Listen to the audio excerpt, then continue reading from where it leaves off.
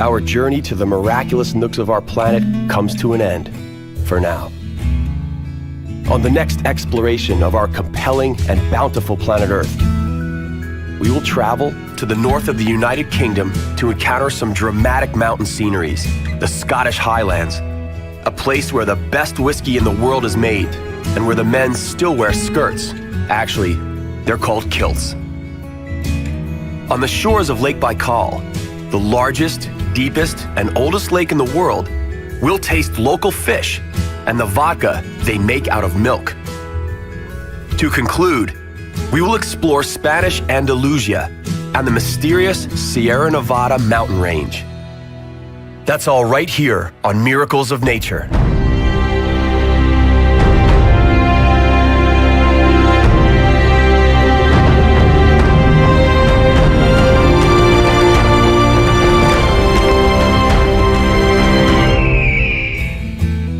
On our planet, there seems to be an infinite number of beautiful places one can visit, with an equal number of spectacular things to admire. It requires nothing more than a curiosity to observe what is all around you. The miracle of nature manifests in countless ways, from breathtaking vistas to the simple movements of a common heifer. The purpose of this program is to present you with the extraordinary diversity of our miraculous blue planet so that you can discover these things for yourself. Today, we head off to the north of the United Kingdom to encounter some dramatic mountain sceneries. The Scottish Highlands, a place where the best whiskey in the world is made and where the men still wear skirts. Actually, they're called kilts. On the shores of Lake Baikal, the largest, deepest, and oldest lake in the world, we'll taste local fish and the vodka they make out of milk.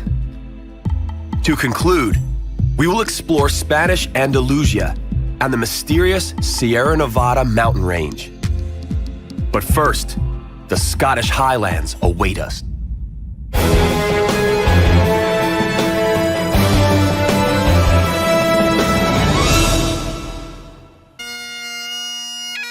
The landscape of the Scottish Highlands is ruggedly beautiful.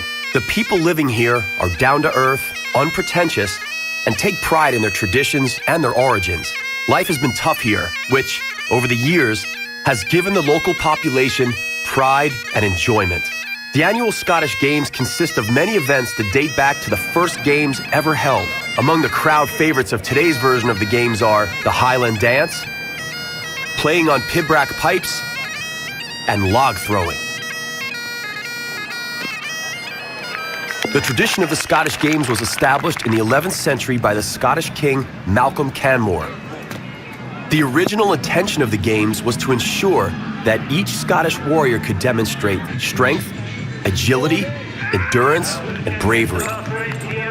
The most competitive warriors were selected into the king's party. The choice was not always easy to make, as the Highlanders were powerful and as relentless as they are today. To give up is to accept defeat. The true Scottish warrior would rather die than surrender or lose. Centuries of ruthless fighting with enemies and enduring their inhospitable surroundings have become an integral part of their culture.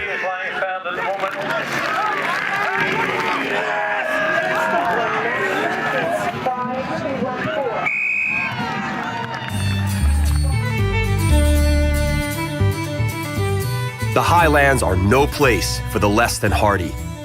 It is rough here. The sharp, cold wind blows so hard that even cattle and sheep have evolved with long, thick hair to help them survive. But on the rare occasion that the sun does come out, enveloping the rolling hills and picturesque valleys in its rays, the Highlands become a breathtaking place to be. More than anything else, the Scottish Highlands have always been a land of herdsmen living in humble abodes. Up until modern times, the only source of fuel for the fire was dry peat. The cattle and sheep were their only means of survival. The most common winter meal in the old days was cattle blood mixed in with oatmeal. But fortunately, they've always had their whiskey. Today, there are several hundred functioning distilleries throughout the Scottish Highlands.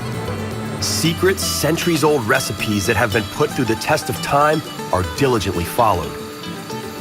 This delicious golden liquid, referred to in the Old Gaelic as uisce beatha, the water of life, is derived from pre-germinated barley.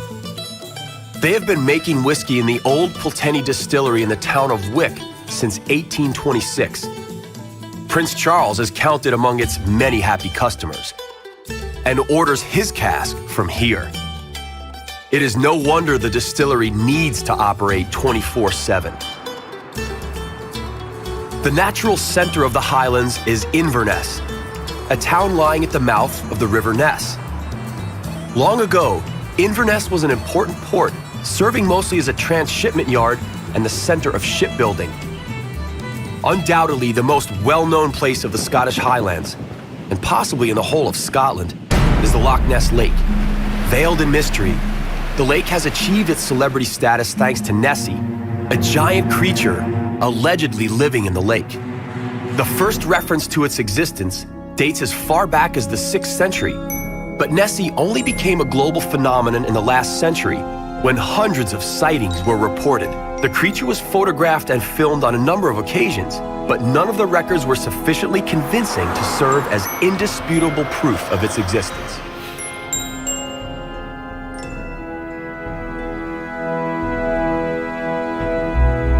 One of the many amateur scientists trying to prove that the Loch Ness creature truly exists is Steve Feltham. Steve came to the lake 17 years ago, having given up his fiancée as well as the family business in England.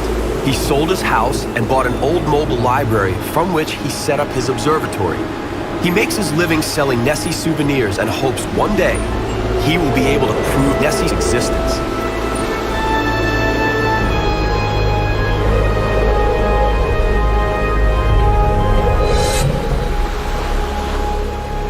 For me, what I do here making these models, it brings in just enough money to keep me living and looking for the mystery, looking for the answers to the mystery. And what I do is not about the money. If I wanted to make a lot of money with these, I would be in Drumnadrochit, where all the tourists go. I'm on the other side of the loch, on a very quiet place, where not so many tourists come here. I've seen one thing that is too big to be the fish. Maybe 16 years ago, when the waves are all going across my vision, what with white crests on the top of those waves, and something like a torpedo went through against the waves. So it goes bang, bang, bang, bang, through very fast, very big. And I don't know what that was. My hope is that when we find the answers to what these animals are, I'll be involved in solving the mystery, and then I feel that gives me the credibility in what I do to go off around the world and look for some other lake monsters in other places and become an international monster hunter, which is a good job, I think. There is one other reason why the Loch Ness Lake is so interesting. The Caledonian Canal passes through the lake and connects the North Sea in the east with the Atlantic in the west. When examining the map of the Great Glen Valley, the solution was apparent. 3 Great Lakes and 2 fjords on either side made crossing possible. It wasn't all that simple, though. At the beginning of the 20th century, the British engineers William Jessup and Thomas Telford had to solve a major obstacle: a 20-meter height difference between Fort Williams and Inverness. They resolved the problem masterfully by devising an ingenious system of 29 floodgates over the 96 kilometers. The masterpiece was made operational in 1822 and cost what was considered at the time to be a staggering sum: 840,000 British pounds sterling.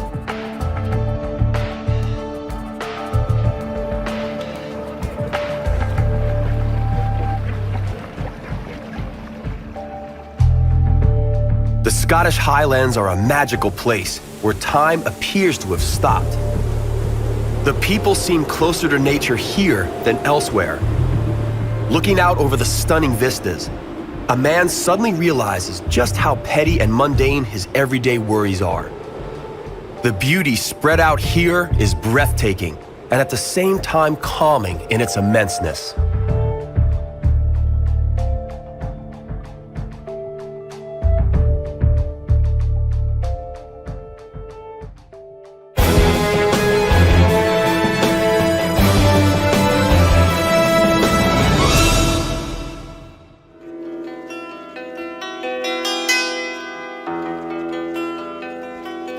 Мимо сытого села шитого по Байкалу, Байкалу, батюшке, изукрашена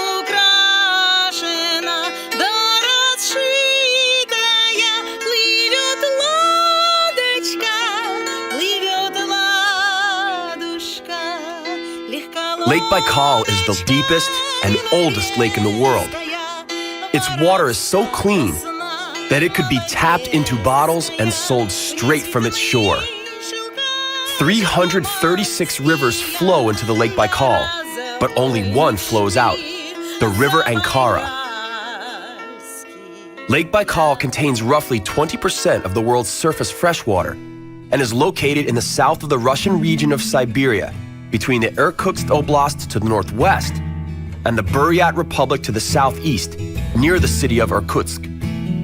Its name is derived from the Turk word baykil, meaning rich in fish, a fact confirmed by many local fishermen. The region is rather cold, with average annual temperature hovering around 0 degrees. Considering this is Siberia, the climatic conditions are pretty mild. Unexpected flora can be found here. The Peshenoi Bay, where the average annual temperature reaches 0.4 degrees, is the warmest place along the Baikal. Flora, however, is not the center of attention here. Fish and fishing is what concerns the locals the most. This is hardly surprising, considering that they have the planet's greatest source of freshwater fish at their feet. Grilled fish is the staple food and won't be scarce at any party or get-together. The local specialty is smoked omul, a fish found only in Lake Baikal. The omul is slated at first, then potted for 2 days, and finally it is smoked.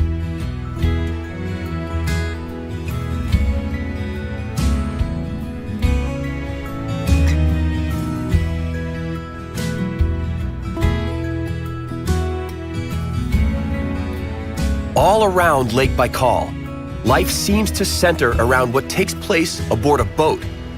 Well, at least that's what the fishermen claim. When the lovely scent of freshly prepared fish pours from the galley at sunset, it almost seems believable.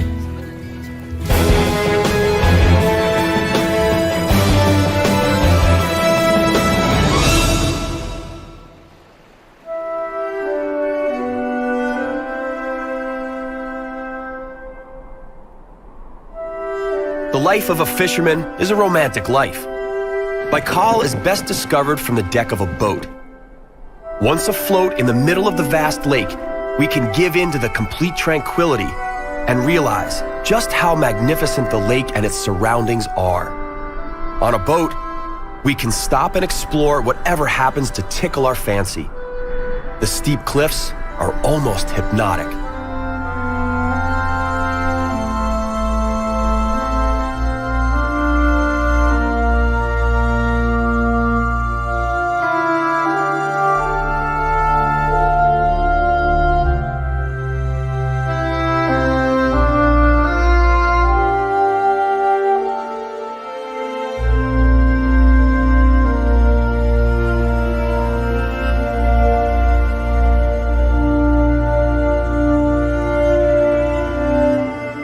The deep, eerie woods are veiled in mist.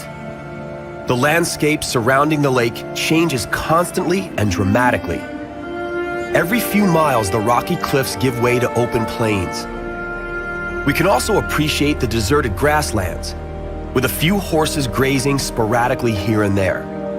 Such immense space may seem almost overwhelming for humans more accustomed to living in densely crowded conditions.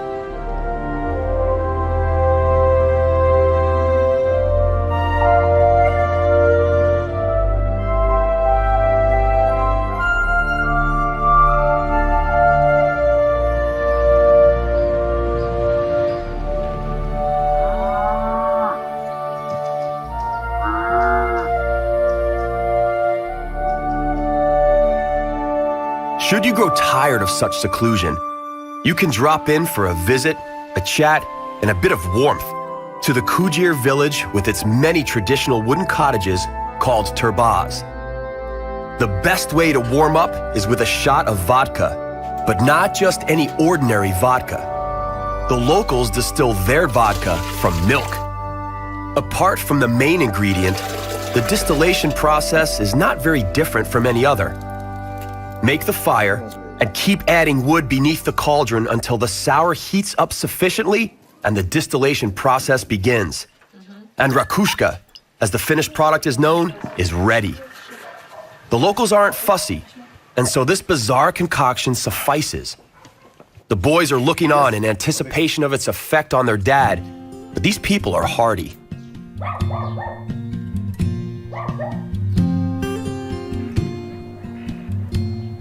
Life is not easy or comfortable here, but the natives are used to it. Not a single asphalt road is to be found as far as the eye can see. Transportation takes place along dirt roads, and so it is understandable that transport aboard a boat is far more convenient and comfortable.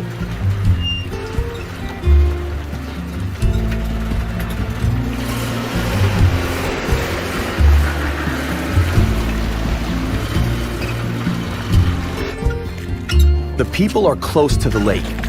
They trust and understand its waters, and in return, the lake rewards them.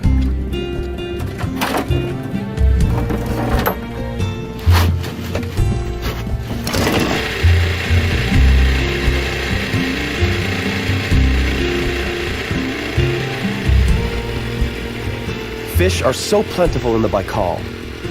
The only real shame is that the fish processing plant shut down.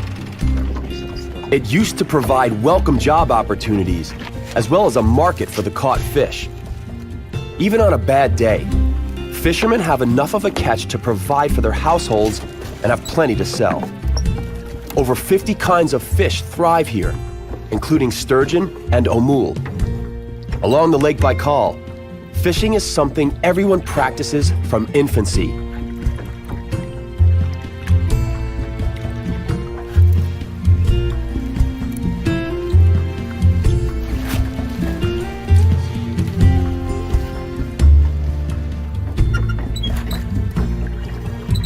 It is time to bid the lovely Lake Baikal farewell. We have surely discovered that the standards we use in our everyday lives do not apply in Siberia. Here, everything is bigger, larger, and more vast. Perhaps the people are friendlier here because they are far away from the hurried, civilized world. Here, people must be completely self-reliant and cannot hold anyone but themselves accountable for their failures or their successes.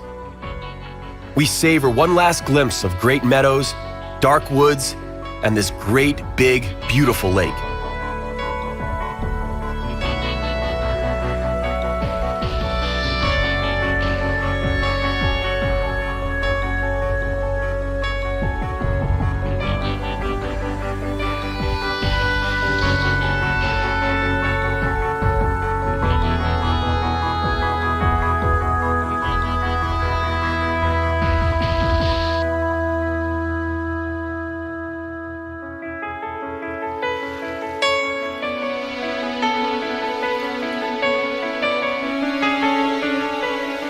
Let us take our final trip along the shores of the Great Baikal in the one-eyed, one-way railway known as Krugo-Baikalka.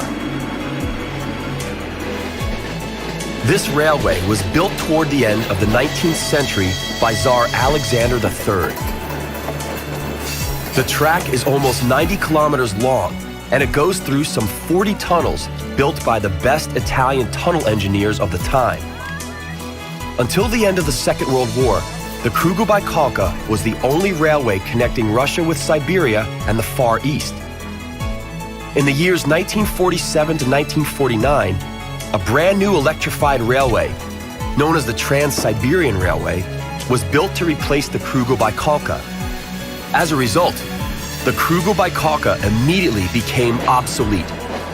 Today, under the name of the Baikal Express, it only serves to provide sightseeing for tourists.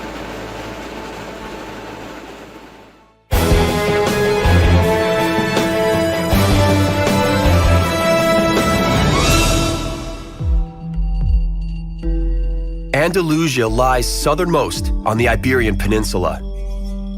The Andalusian landscape is as changeable as the clouds in the sky above and as untamed as its hot-blooded people. The landscape manifests itself in everything from mountains and green expanses to semi-deserts. Andalusia is staked out by several mountain ranges framing it on all sides: the Sierra Morena, the Cordillera Bética, and the Sierra Nevada. In between the mountain ranges lies the plentiful valley of the Guadalquivir River. Andalusia is mainly influenced by two regions: the southwestern Sierra de Grazalema, the part of Spain with the most annual rainfall, and the eastern Almeria, which on the contrary is the driest region. Along with its amazingly diverse natural endowments, Andalusia also offers gems such as Sevilla, Granada, Malaga, Cordoba, and Cadiz. We inevitably must come to the conclusion that Andalusia truly is the pearl of southern Europe. Due to its location, Andalusia boasts a very colorful history. In medieval times, the Phoenicians, Carthaginians, Greeks, Romans, and Visigoths each had their turn ruling the area. The Arabs took over in the 8th century when they invaded from the Gibraltar. The Arabs remained until they were driven out by the Reconquista, a few centuries during which the Catholics reclaimed lost territories.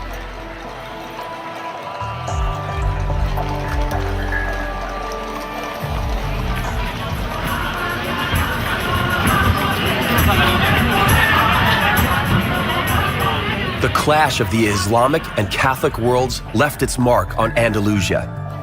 The two Andalusian towns where the Moorish influence were felt the most are Cordoba and Granada. Granada is the home of the world-famous Alhambra. The Alhambra is a UNESCO World Heritage Site and the inspiration for many songs and stories. Spanish olive oil is just as well known as the Alhambra. Along with Greek olive oil, it is considered the best in the world. Spain is the world's biggest olive oil producer and exporter.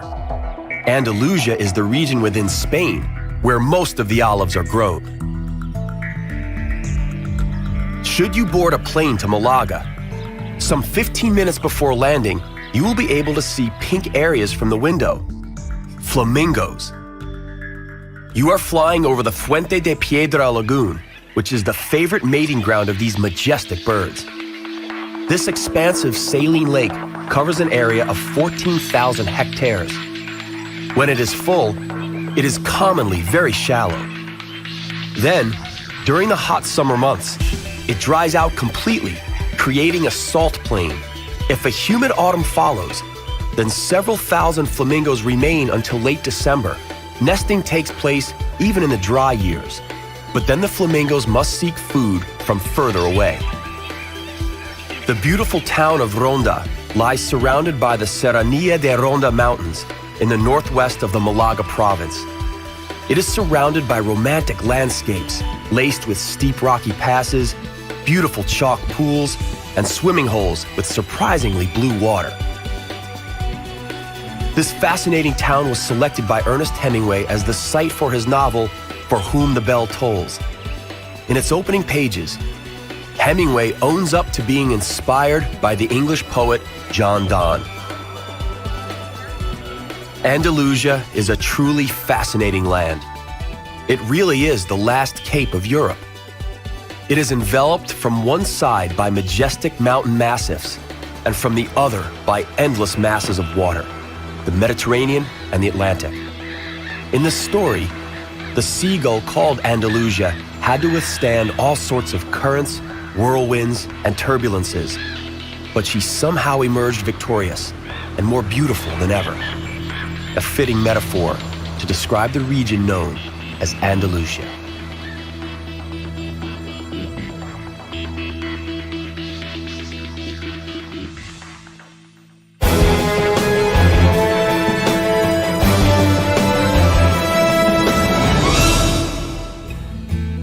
Our journey to the miraculous nooks of our planet comes to an end, for now.